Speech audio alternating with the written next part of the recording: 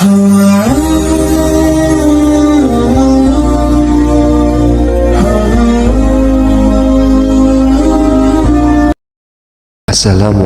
warahmatullahi wabarakatuh. Allahumma sholli ala Sayyidina Muhammad wa ala ali Sayyidina Muhammad. Harapan dan doa saya, semoga saudaraku semuanya selalu diberikan kesehatan, dilapangkan rezekinya, diampuni dosa-dosanya, dan dipanjangkan umurnya. Amin ya robbal alamin. Masya Allah, inilah 3 golongan jenazah. Jenazah jasadnya masih utuh, tidak membusuk di dalam kubur. Setiap makhluk yang bernyawa atau itu akan mengalami kematian. Tidak ada seorang pun yang dapat menghindari takdir ini dan berakhir terkubur di liang lahat. Ketika jenazah bersatu dengan tanah, maka akan terjadi proses pembusukan mayat. Mikroba yang hidup di dalam usus dan enzim-enzim akan terlepas dari sel-sel tubuh setelah manusia tersebut meninggal. Proses pembusukan ini juga dibantu oleh larva-larva yang berkembang biak dengan cepat, hingga dalam waktu sekejap tubuh tinggal tulang belulang. Namun ternyata tidak semua tubuh orang meninggal akan membusuk dan hancur. Ada beberapa jasad yang meskipun sudah terkubur di dalam tanah tetap utuh dan tidak busuk atas izin Allah. Bagaimana hal ini bisa terjadi? Siapakah saja yang jasadnya tidak akan membusuk tersebut? Mari jelaskan. Adapun orang-orang yang jasadnya tidak membusuk setelah ia meninggal dunia dan dikuburkan. 1. Para nabi. Para nabi adalah sosok yang senantiasa memperjuangkan agama Islam, menjadi amalan yang paling tertinggi bagi seorang muslim. Setiap penderitaan, kesusahan yang dialami para pejuang ini akan dibayar oleh Allah dengan surga yang abadi. Orang-orang inilah yang memiliki kedudukan mulia di sisi Allah. Tidak hanya kemuliaan di akhirat kelak, bahkan ketika mereka wafat pun jasadnya tidak akan membusuk di dalam tanah. Rasulullah menjelaskan dalam sabdanya bahwa jasad para nabi tidak akan membusuk karena dimakan binatang tanah.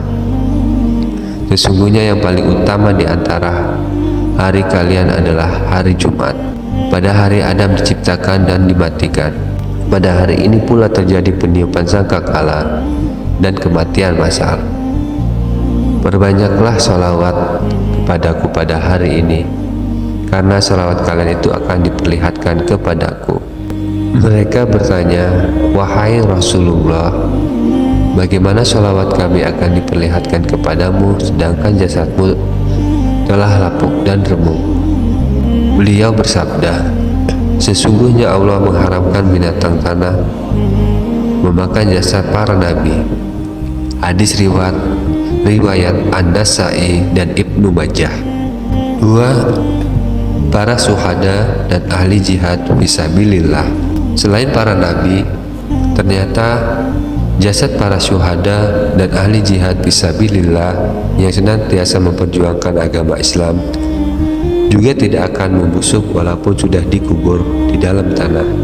Hal ini sebagaimana telah termaktub dalam Al-Quran. Allah berfirman, janganlah kamu mengatakan terhadap orang-orang yang gugur di jalan Allah bahwa mereka itu mati, bahkan sebenarnya mereka itu hidup, tetapi kamu tidak menyadarinya.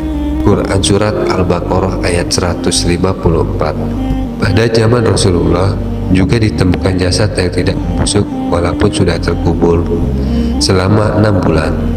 Bercerita menjelang perang Uhud, ayahku memanggilku pada malam hari.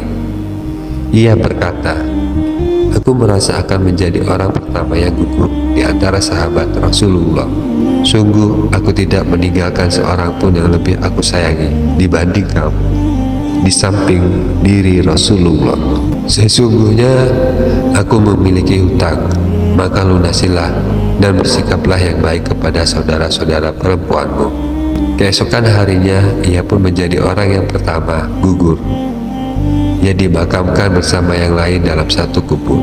Membiarkan ayahku berbagi kubur dengan orang lain Karena itulah selama 6 bulan kemudian aku membongkar makamnya dan mengeluarkannya. Ajaibnya jasadnya masih utuh seperti ketika aku menguburkannya. Hadis riwayat Bukhari. 3. Para alim ulama yang menegakkan kalimat Allah. Ternyata alim ulama yang senantiasa menegakkan kalimat Allah juga akan mendapatkan kemuliaan berupa tidak akan membusuk jasad mereka setelah dikubur.